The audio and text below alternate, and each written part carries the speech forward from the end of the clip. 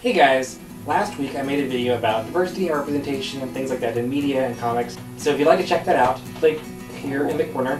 And it turns out I made a video that was way too long to post for one vlog.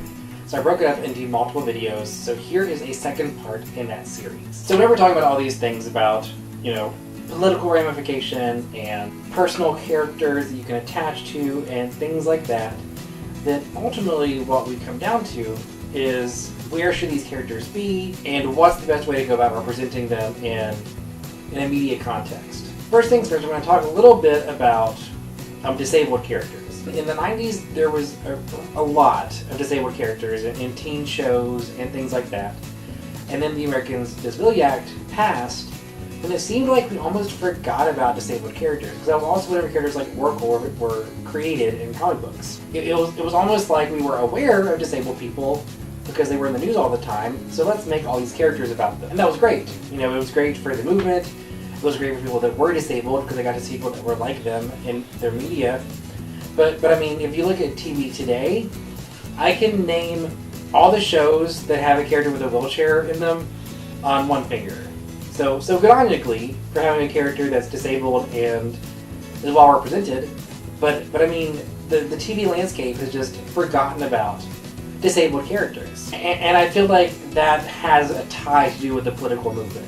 Now that we're looking at gay rights, we see a lot more gay characters. Like whenever you look at new TV shows today, we're honestly a little offended if they don't have a gay character, because it seems like they should. Like, it seems like that's where we know society is, so why would you not represent that in a TV show? But it seems like we don't get outraged if we have a disabled character. If we see a promo for a new show premiering, we're not like, hey, where's the disabled character? Because it's like we've forgotten about how important those characters being represented are. It's not just about the political movement. Additionally, it's important to see somebody you can relate to, somebody you can have a personal connection with. And if we forget about a certain class of people, specifically because their political movement has achieved a victory, then we're forgetting about the whole reason why representation is important in the first place. Which then goes back to things like female characters right now. And more specifically, the way that they are presented to us.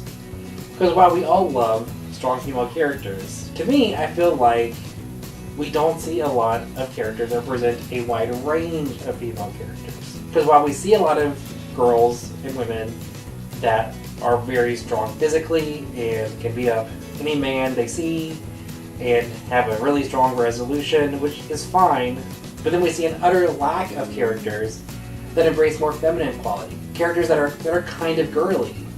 And the thing is, there's nothing wrong with characters that are kind of girly. And I had this epiphany not long ago watching My Little Pony Friendship is Magic. There was an episode where they were all superheroes in a comic book. And it was a really cheesy episode, so don't go watch it unless you're just a hardcore fan, then go watch it, it's kind of fun. But the character Rarity had a power to do, basically to make constructs, like a Green Lantern. And her constructs were things like a needle and thread, like fine china, and things like that she used in a really effective way, but they were things that represented her personality. But if you read a Green Lantern comic, even with a female Green Lantern, they almost always make swords and guns and giant fists and whatnot. And well, it's okay to have characters like that because there are females in the world that embrace masculine qualities. There are also females in the world that don't. And we see an utter lack of those characters across the board. You sometimes see them, like in Gravity Falls, for example, the character of Mabel is kind of girly, and it's kind of amazing that she's a really great character because she's feminine, but she's also kind of quirky, and she's very relatable. And then you look at something like Frozen was such a big deal because although Elsa embraced a lot of the stronger female qualities, Anna was actually a very girly character. And it was great to see that, even though it was a Disney film and it was a Disney princess. Honestly, it's become more and more rare to see Disney princesses even being exceptionally girly. So while I think it's great that we're seeing more and more strong female characters, I think we need more strong female characters that are also representing other kinds of females. I mean, I remember a while back, whenever the Teen Titans just released the New 52, Scott Lobdell created the character Bunker. He got a lot of flack for it initially, because he was a very flamboyant character. His costume's like pink and purple, and he's really flashy. But Scott Lobdell did an interview whenever he was criticized about that, and he said, well, I made that character because there are flamboyantly gay people in the world, and they deserve a superhero.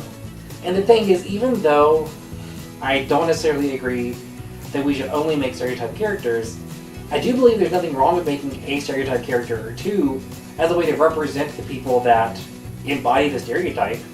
Because stereotypes come from somewhere, and I know a lot of flamboyantly gay people, and I would like to tell them, hey, there's this gay character that I think you would relate to on a really, really great level. So you should check out this character because you would see part of yourself in it. And I feel like society and media and writers tend to avoid characters that embrace a stereotype because they are so interested in going against stereotype. And while it's great to go against it, it also wouldn't hurt to go towards it sometimes. Because we want to represent everybody. We don't just need a representation of, female, male, Hispanic, Asian. Like, we don't want to just checkbox these things. We want these to be people. We want them to be real characters and real people and embody qualities that reflect people that are actually in society so they can feel that personal connection. Okay, so this went very long again. I apologize. Looks like I'll be doing at least one more video about diversity, so be sure to tune into that next week. Be sure to check out last week's video about diversity in the corner here. If you enjoyed this video, feel free to like it. If you would like to see more videos like this one, be sure to subscribe. Make sure to subscribe if you want to see next week's video for sure, because I'll be posting that as well. But until then, I'll see you next time. There's so many other realms where there are such a lack of female representation. I mean, look at the Avengers. There represent like 6 different heroes, and they're a total of 1 female on the team. I mean, that's a little crazy.